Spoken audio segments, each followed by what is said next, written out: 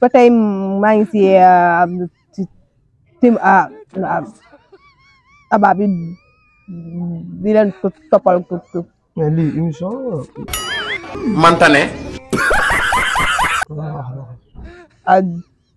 di leen toppal comédie ji jaay ak ki nga toogoon nag kenn dootu leen ko présenté ci milieu bi may def quoi mooy théâtre man théâtre laay def parce que nii yow ku la bàyyi doo def émission. waaw ba dama lay présenté. non dama laa bëgg a dimbali nga xam ne après da ngay ñëw direct ci question yi nga xam ne man la bàyyi maa ngi leen di nuyu kenn ku nekk turam ak santam parce que li ngay di direeku ni sama nopp yi nit na trop. kon ba bàyyi ko une seconde parce que émission bi mën naa ko moom. kon da nga may respecté. léegi bàyyi suñ question mooy ban dëkk moo njëkk a nekk ak capitalu Sénégal. waaw salaamaaleykum maa ngi nuyu ñëpp ndar la ndar. bu question yi gaawee man bu wax ji gaawul nii moom mooy gënal sax. d'accord waaw nga def ko question réponse bu bañ a am nii tax. mais man nooy rek lox rek dóor benn. mais man ni la am ni mel kon. yow ni la mel.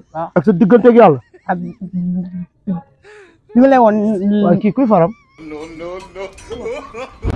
non ba bàyyi. man damaa xam ne yow sa relation te limit trop.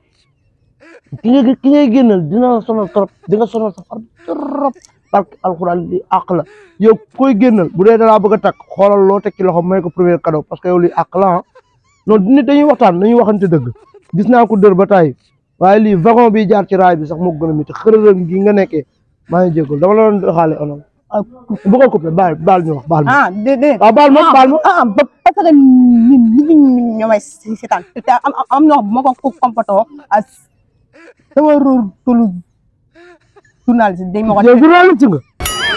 léegi mais kii bu demoon ci question réponse kon dina bokk. xam nga tamit mënoo interview ñu lay waxaale dëgg tamit nga bëgg a mer.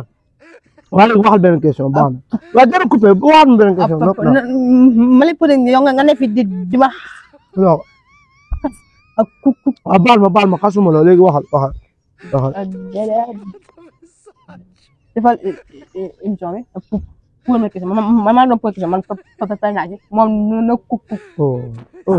ndeysaan mais yow mënoo suivre leneen pas lii nga nekk nii pour wax la dëgg dimbali la li nga bëgg a suivre nii dafa métti ci jigéen rawatina nga dër nii ni ngay waxee nii sa bakkan yi mën na cee feet toj dagg da ngay yaa ngi ci erreur ah kii du doo non kii da nga koo jël rek pour muy filmer na filmer rek na wax yow yaa ma wër ba gis ma yow xamoon nga ni li nga nekkee ci dëkk bi dañu cee dama lay wax nga changé liggéey nga dem xooli beneen métier nga def ko lii nga nekkee ni àq la nit ñi dañ laa rus bàyyi la pour interview ngay wax lu la saf rek munoo wax bëgg a interview jël taawu nit ñi fu ne nga paas fa dem yàq xaalis def say émission yoo xam ne yow munoo wax. mais métier bi léegi dama ko bëgg moo tax. mais nit buy bëgg dara day fekk mu bokk ci. bokkoo ci yow journaliste yi suñu toll nii da ngaa ñëw pour yàq milieu journaliste te lii Diomaye da cee war a wax kii Diomaye amay ñaan président ngir yàlla nga wax ci kii bu dee mën ngeen ko wute beneen liggéey bu dee day jaay fataay sax toog seen ko jaay fataay moo gën lii mu nekkee am jaay ma nga xam day xam ñaata ngay jënd 100 francs la nga jox ko 100 francs képp kuy jënd ñëw indi 100 francs wala téeméer looy jënd. ba bàyyi ruus naa la commentaire ñoo topp tout le temps indil ma bàyyi indil ñu bàyyi. waaw parce que dañoo xam ne man dëgg rek laa la mën a wax man du ma tricher du ma nekk dëgg. mais instant bi yow da nga may xas yow nit nga fekk ko si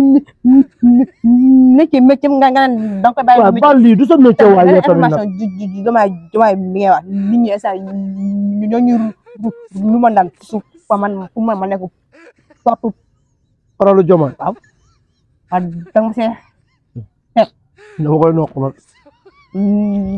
non damaa xam ne yowaate weesu yow nga ñëw nga naan yow yaa ngi suñu président yow wala yow yaa ngi nekk suñu propre président. waaw incha allah waaw baax na di nga interview ñu news def ba nga tëdd nga yow mënoo wax bëgg foo dem di interview arrêté sa yi ngay def pour wax la dëgg xool yi leneen nga def ko dégg nga.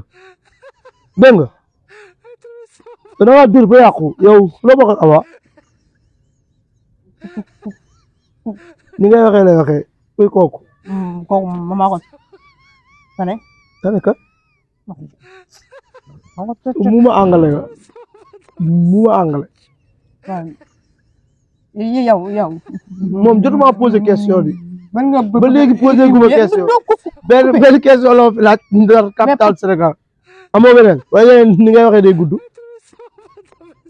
waxal Ziguinchor waxal vulgarisateur léegi ngir yàlla vulgarisateur vie wax ma hygiène de vie de vulgarisateur baax na jërëjëf baax na